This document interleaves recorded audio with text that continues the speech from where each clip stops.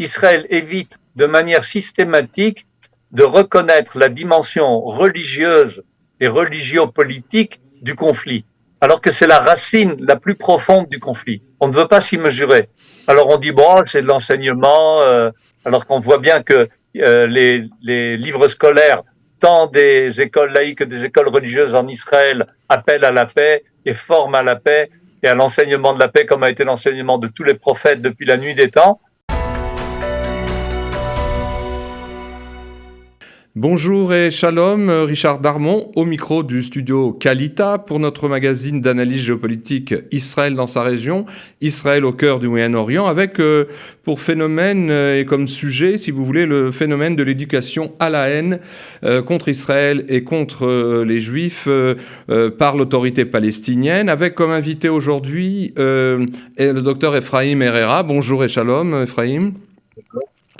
Je rappelle brièvement que vous êtes spécialiste de l'islam et du djihad, et vous êtes auteur d'ailleurs de l'ouvrage Le djihad de la théorie aux actes, qui est paru en 2015 aux éditions Elkana.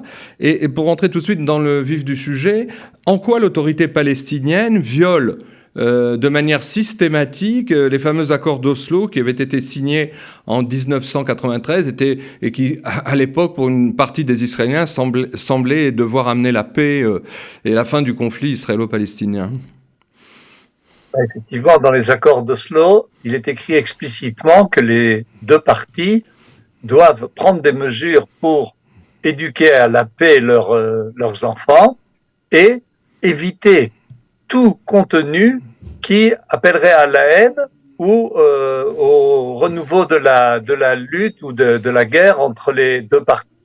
Donc il y a une violation explicite de l'engagement qu'avaient pris et Israël et les Palestiniens. Il faut bien savoir que d'ailleurs les livres, manuels et fiches israéliennes ont été bien vérifiées et sont-elles tout à fait conformes à cet accord. Israël ne viole en rien ce principe. Ce n'est pas le cas des Palestiniens. Alors justement, avec quels outils et par quels canaux et quels subterfuges et quelle propagande passe cette éducation systématique à la haine des Juifs et d'Israël et qui est en fait un processus d'incitation au meurtre et à la violence. Comment ça se manifeste concrètement ? Dans plusieurs dimensions. On pourrait d'abord rappeler la première, la plus évidente. Israël ne figure pas sur les cartes de géographie des manuels palestiniens, dans aucune des matières. Nous n'existons pas. Nous sommes rayés de la carte. Il y a une tendance à penser que le problème de base est le problème des territoires, de ce qu'on appelle la Judée-Samarie. Oui, un conflit territorial, simplement. Mais c'est pas le cas. C'est pas le cas. D'ailleurs, on parle même dans les radios, dans les médias palestiniens, on parle de Mustautinat Tel Aviv, ce qui veut dire la colonie de Tel Aviv. Il n'y a aucune différence pour eux entre la colonie de Tel Aviv et la colonie de Kiryat Arba. Donc le premier élément, c'est Israël est rayé de la carte. La racine est profonde. Pourquoi en est-il ainsi ? Pourquoi sommes-nous rayés de la carte ? Parce qu'au 7e siècle, le calife Omar, qui était le troisième dirigeant de l'islam, a conquis la terre d'Israël. Et donc elle est devenue à jamais Dar el-Islam, une partie du territoire qui appartient à tout jamais aux musulmans. Et donc, il est impossible, dans le droit musulman lui-même, que cette terre appartienne à quelqu'un d'autre. Impossible de reconnaître formellement Israël si on est croyant musulman. Alors comment, justement, au niveau des outils, les incitations au meurtre, c'est quoi ? C'est des exercices, je crois, de calcul où on compte le nombre de juifs qu'on va assassiner. C'est aussi des injures. Enfin, c'est tout un dispositif, je dirais, pas simplement d'incitation, mais de haine tangible des juifs et d'Israël. Oui, en fait, cet appel au meurtre, il a sa logique qui découle du premier élément. Parce que si, dans le droit musulman, si une partie d'un territoire qui a appartenu une fois aux musulmans est repris par les infidèles, à ce moment-là, il y a un devoir individuel, fard ayn en arabe, de les reconquérir. C'est un acte défensif. Et donc, faire le djihad, ça s'appelle djihad el-himaya, le djihad défensif, est une obligation religieuse. Et c'est ce qu'on enseigne aux enfants palestiniens depuis leur plus jeune âge, depuis la maternelle et jusqu'à leur fin d'études. Et donc, ça va être dans les exercices de mathématiques, de physique, mais aussi dans les livres d'histoire, de géographie, vous allez retrouver cet élément de l'appel au djihad, donc qui est un djihad défensif pour libérer ces territoires qui sont maintenant sous tutelle juive. Alors j'imagine que pour vous, ça explique la raison pour laquelle, plus maintenant, puisqu'il n'y a pas de discussion entre Israéliens et Palestiniens, mais pendant de longues années, l'autorité palestinienne et son président Abou Mazen ont systématiquement refusé l'une des conditions préalables qui avait été à l'époque avancée par le Premier ministre d'alors, Binyamin Netanyahou. C'était qu'entre autres, il y avait 5 ou 6 conditions, mais il y en avait une qui était rédhibitoire, c'est que l'autorité palestinienne reconnaisse le caractère juif de l'État d'Israël, quelles que soient ses frontières. Or ça, même un prétendu modéré, entre guillemets, comme le président palestinien Abou Mazen, n'a jamais voulu le faire. Oui, absolument, parce qu'il nous considère non seulement comme des juifs qui doivent être soumis aux musulmans, mais ils affirment aussi que nous ne sommes qu'une bande de voyous et de brigands qui avons été convertis à l'époque des Khazars. Et donc, nous avons falsifié l'histoire. Nous ne sommes même pas des descendants des Hébreux. Absolument, parce que sinon, il rentre dans un problème classique où il y a des versets explicites du Coran qui indiquent que Allah a donné cette terre aux Banu Israël et qu'elle leur revient aussi dans le futur.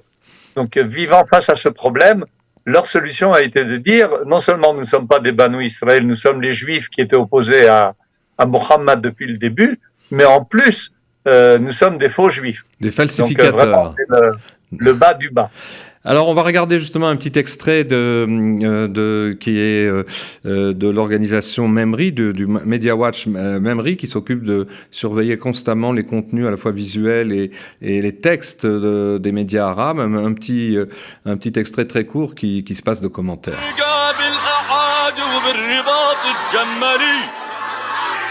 انت تاريخ وشهامي وانت اخت المرجلي انت النصر في وقفتك انت الفجر في نظرتك صار الارض لحم العرض بنت القدس لبينا بنت القدس لبينا. Alors là, on a vu justement ces enfants avec des armes dans les mains qui jouent non pas aux gendarmes et aux voleurs, mais aux justiciers palestiniens et aux infidèles qu'il faut abattre. C'est assez saisissant. Oui, vous avez remarqué que le juif est toujours représenté de la manière caricaturale, qui est la même que celle qui était utilisée dans Der Stromer des nazis. On se retrouve avec le même phénomène qui vient sataniser les juifs. Et effectivement, nous sommes les pires ennemis de l'islam après le Satan. Ça, c'est selon les textes classiques de l'islam. Alors comment ça marche dans l'autorité palestinienne qui, par ailleurs, fait usage non pas seulement d'un double, mais on pourrait même dire d'un triple, et voire quadruple discours. C'était déjà le cas du temps d'Arafat, c'est toujours la même chose avec Abou Mazen. Comment ça cadre avec cette espèce de fausse main tendue pour la paix et ces pleurnicheries de la direction palestinienne qui reproche à Israël son intransigeance et le fait qu'elle ne veut pas discuter du fond des choses?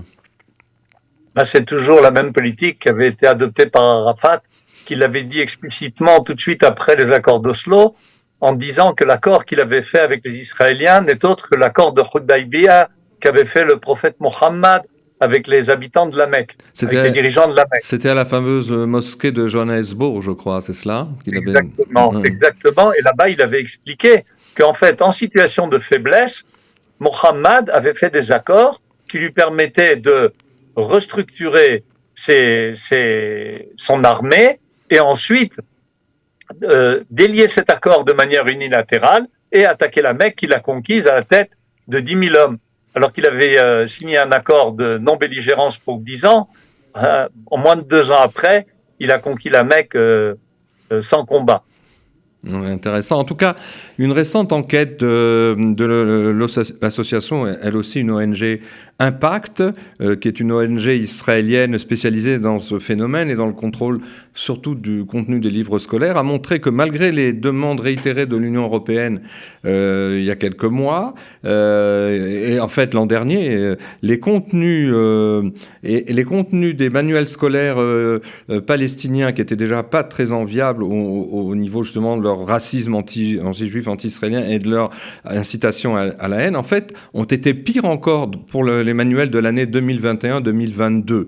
Alors, on est un petit peu surpris. Et comment cela s'illustre-t-il, si vous voulez, comment les Palestiniens s'expliquent, s'ils s'expliquent sur ce sujet? Oh ben, ils sont consistants, hein, c'est tout à fait simple. Ils maintiennent leur position en sachant parfaitement que l'Europe ne prend pas les mesures qui se seraient imposées si Israël avait fait 10% de ce que font les Palestiniens. Alors j'allais vous demander, je vais vous demander qu'est-ce qu'elle fait l'Europe par rapport à ça. Elle fait des rondo-motades, mais c'est tout? Voilà, exactement. Et là, elle dit ce qu'elle dit. Ben, prenez même aussi, c'est pas uniquement l'Europe. Si on prend par exemple l'ONU, qui elle exige de tous les manuels dans tous les pays du monde, la tolérance, le respect de l'autre, etc. L'UNRWA, qui est un des départements de l'ONU, publie des livres scolaires et dirige des écoles dans lesquelles plus d'1,5 million d'enfants palestiniens étudient, et ils étudient avec ces mêmes livres. Si on parle de la libération de la femme, vous savez comment la femme se libère dans ses livres scolaires? Elle se libère en commettant des attentats suicides. Et ça correspond exactement à la fatwa qu'avait prononcé le Cheikh Kardawi, qui est décédé il n'y a pas longtemps, qui est le grand maître à penser des frères musulmans, et qui disait que la femme palestinienne a le devoir de commettre un attentat suicide, même sans demander l'autorisation de son mari. Et donc elle se libère, puisque la femme est soumise à son mari dans l'islam. Mais elle a le droit de le faire parce que c'est un djihad défensif. Donc voilà comment s'illustre la liberté de la femme, la libération de la femme dans les livres scolaires palestiniens. L'émancipation de la femme par le terrorisme anti-israélien, en quelque sorte. Alors, quelle serait, face à cela, cette espèce de déferlante qui n'arrête pas et qui se renouvelle comme les vagues de la mer, quelles seraient les mesures à prendre, ou déjà prises en partie, ou qui seraient à prendre par Israël, pour mettre un terme à cette éducation de la haine et si vous voulez, en essayant de fermer, comme vous le dites dans les documents que vous avez publiés, le robinet de cette propagande dévastatrice. Qu'est-ce qu'Israël pourrait faire? Qu'est-ce qu'Israël fait et ne fait pas assez? Elle ne fait pas beaucoup, hein. Elle ne fait pas beaucoup. Non seulement elle ne fait pas beaucoup, mais elle laisse en fait s'infiltrer ces matériaux scolaires à l'intérieur même du système éducatif israélien. Que ce soit, par exemple, à Jérusalem-Est, où les directeurs ont la liberté de choisir selon quel programme enseigner. Ils choisissent en grande majorité les programmes palestiniens, et même des fois dans des écoles israéliennes, même d'arabes israéliens, où c'est ce qu'on enseigne. Et les vérifications que font les inspecteurs se limitent en général à des vérifications de forme, mais jamais sur les contenus ni sur les matériaux scolaires. Donc ici, il y a beaucoup de mesures à prendre. D'autre part, Israël a beaucoup de moyens de pression sur l'autorité palestinienne, qui ne vit en fait que grâce à Israël.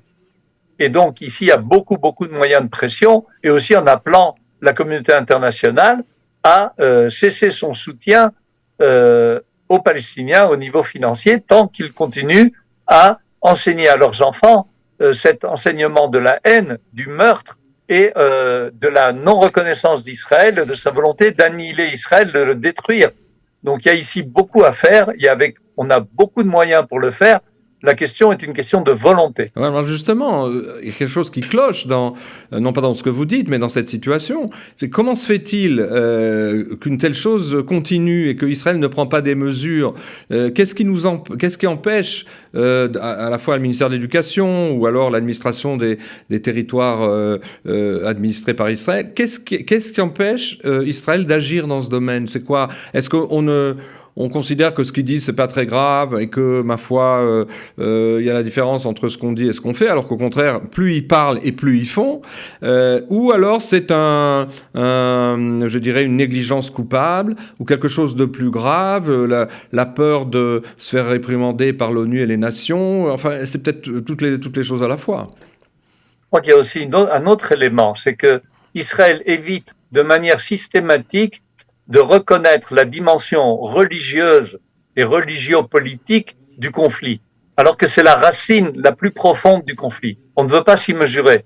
Alors on dit, bon, c'est de l'enseignement, alors on va nous dire, dans la Torah aussi, on va trouver, je ne sais pas, telle ou telle chose, en faisant des amalgames vraiment honteux, alors qu'on voit bien que les livres scolaires, tant des écoles laïques que des écoles religieuses en Israël, appellent à la paix et forment à la paix et à l'enseignement de la paix, comme a été l'enseignement de tous les prophètes depuis la nuit des temps. Et Israël a peur de se mesurer à ça, alors qu'en fait, les habitants de l'autorité palestinienne sont en très grande majorité des gens croyants, religieux, qui pensent que la charia doit être la loi de leur autonomie. Donc on a une crainte de se mesurer à cette dimension du problème. Mais alors, Et le risque est énorme parce qu'un enfant qui aura été formaté à cette haine, arrivé à l'état adolescent ou adulte, va avoir des positions qui seront pratiquement irrécupérables. Il aura perdu son libre arbitre. Il ne pourra plus regarder les choses avec des yeux objectifs.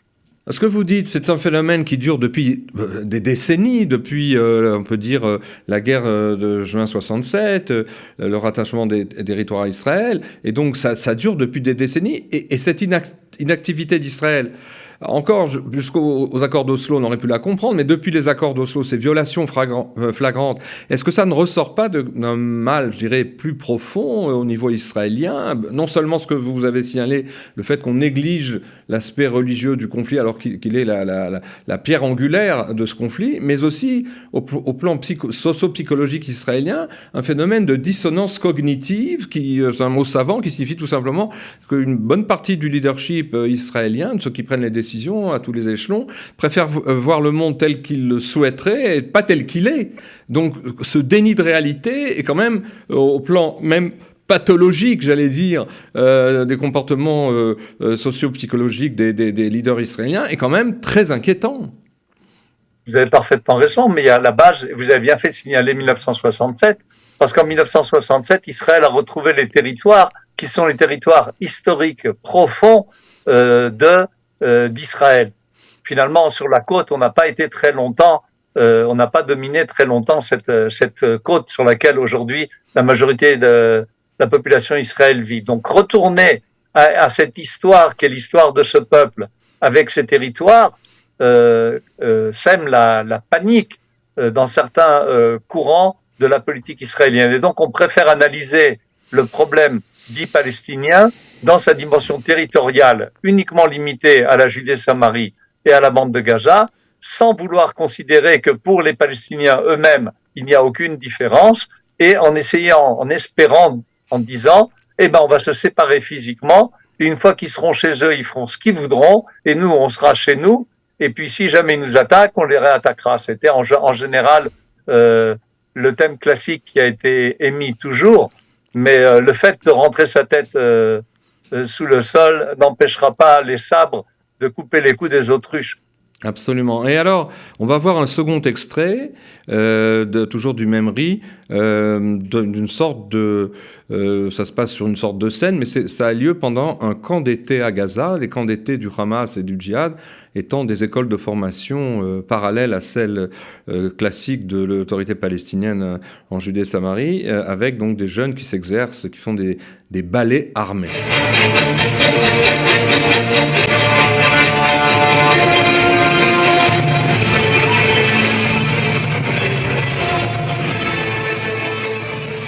Alors voilà, on a vu cet extrait, c'est toujours assez stupéfiant de voir qu'au plus jeune âge, il y a cette militarisation des enfants palestiniens. Et c'est au-delà de l'aspect révoltant de ces images, c'est affligeant. C'est affligeant, c'est complètement contraire à tous les principes des déclarations des droits de l'homme et surtout des droits de l'enfant. Et on n'a jamais vu de manifestation qui s'oppose à ça nulle part dans le monde. Alors regardez, ça, c'est vraiment la question qu'il faut poser à l'Occident. Mais après ce parcours peut-être un peu trop bref, qui est assez passionnant et révoltant en même temps, m'est venu en tête cette fameuse déclaration qu'avait prononcée le premier président de la République algérienne indépendante en l'été 62, au moment de l'indépendance de l'Algérie, dont on parle beaucoup en ce moment, puisque c'est le 60e anniversaire et de l'indépendance algérienne et de l'exode aussi des Juifs et des Juifs d'Algérie. Ben Bella, pour ne pas le nommer, Ahmed Ben Bella avait dit dans une interview accordée à la revue Politique internationale, qui existe toujours d'ailleurs, il a eu cette phrase à la fin d'un entretien pour justifier ce qu'il avait dit avant, à savoir que finalement l'Algérie indépendante, ce serait une Algérie musulmane. Il a eu cette phrase, mais alors stupéfiante, on ferait bien de méditer, y compris par rapport au problème palestinien ici. Il avait dit ceci, donc Ben Bella: nous, Arabes, ne pouvons exister que si l'autre n'existe pas. Fin de citation. Et je crois que c'est peu ou prou une autre pierre angulaire de l'islam, en plus déclinée par un leader qui n'était pas forcément religieux et qui, au plan, je dirais, ethnique, ontologique même, considère que l'islam doit régner seul en quelque sorte. En fait, il y a 3 égalités de base dans l'islam, c'est entre le musulman et le non-musulman, l'homme libre et l'esclave, et l'homme et la femme. Et ces 3 choses sont des piliers du fiqh musulman, du droit musulman. Et Ben Bella ne fait que reprendre en termes modernes ce qui est le droit musulman. Mais en fait, aussi, il rajoute un autre élément quand il dit arabe, parce que normalement, tous les musulmans sont égaux, mais comme le Coran est écrit en arabe, les Arabes qui ne représentent que 20% de l'islam dans le monde, des musulmans dans le monde, se considèrent comme supérieurs aux autres, même à l'intérieur de l'islam. Eh bien, merci. On aurait eu envie de vous écouter un peu plus. On le fera peut-être une prochaine fois. Merci pour votre disponibilité. Merci aussi aux auditeurs de nous avoir écoutés. Et à bientôt.